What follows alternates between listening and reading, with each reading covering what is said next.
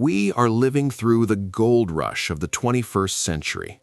But this time, the gold is not a metal you dig out of the ground. It is digital intelligence.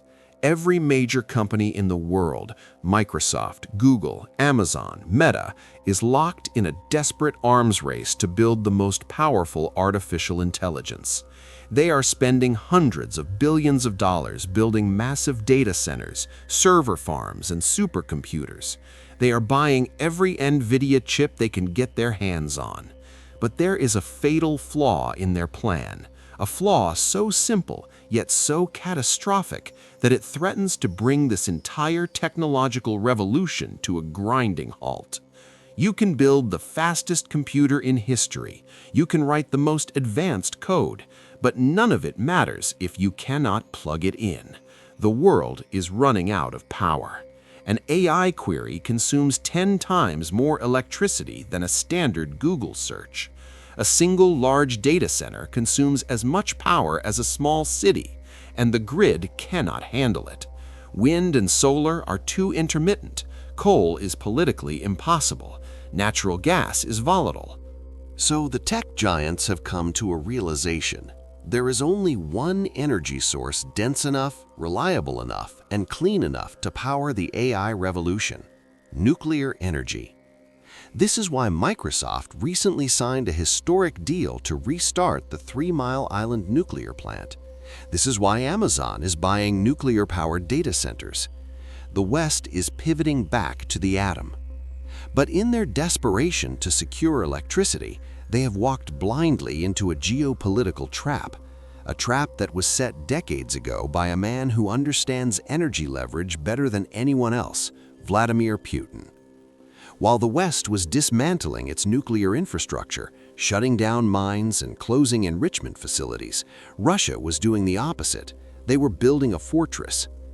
To understand the magnitude of this crisis, you have to look at the supply chain. A nuclear power plant is not like a coal plant where you just shovel in fuel. The fuel cycle is complex.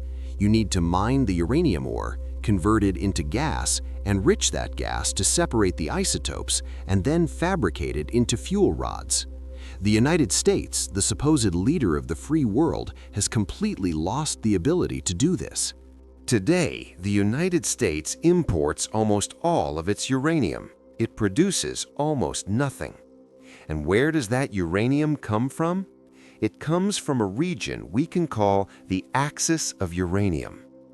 Kazakhstan produces over 40% of the world's raw uranium supply. It is the Saudi Arabia of nuclear fuel.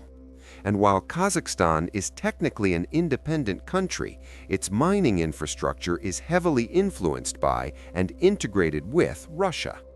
But it gets worse. Raw uranium is useless until it is enriched, and this is the strategic chokehold. The global market for enriched uranium, the actual fuel that keeps the lights on in Paris, New York, and Tokyo, is dominated by one company, Rosatom. Rosatom is not just a company, it is an extension of the Russian state. It controls nearly half of the world's enrichment capacity. This brings us to the ultimate irony of the Western sanctions regime. When the war in Ukraine began, the West immediately sanctioned Russian oil. They sanctioned Russian gas. They sanctioned Russian diamonds and vodka. But they did not touch Russian uranium. Why? Because they couldn't. The United States government knows that if they cut off Russian uranium overnight, the American power grid would face a crisis.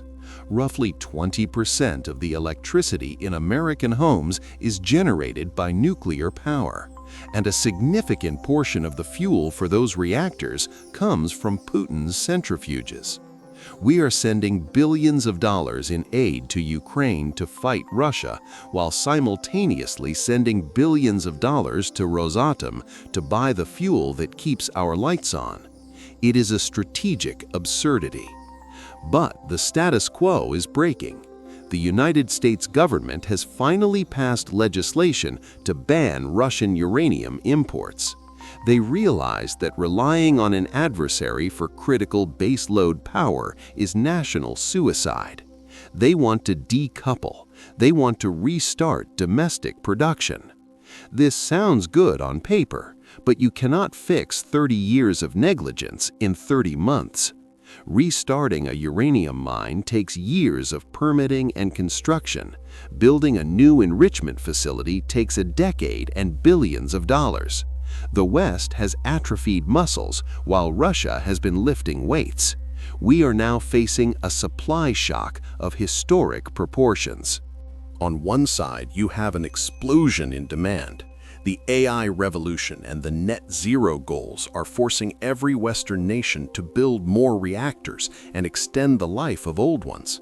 The demand for uranium is vertical. On the other side, you have a collapse in supply. The Western ban on Russian material removes a huge chunk of the market.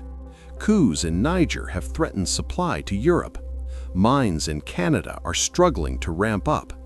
This is the classic definition of a squeeze. When you have insensitive demand, meaning Microsoft must have the power regardless of the price, and you have a restricted supply, the price of the commodity does not just go up, it explodes. We saw this happen with lithium. We saw it with cobalt. Now it is uranium's turn. The spot price of uranium has already woken up from a decade-long slumber. But the real crisis is in the term market, the long-term contracts that utilities sign to guarantee fuel for years. Utilities are panic buying. They are looking at their inventory levels, looking at the geopolitics, and realizing they are naked. Russia knows this. They are holding the cards.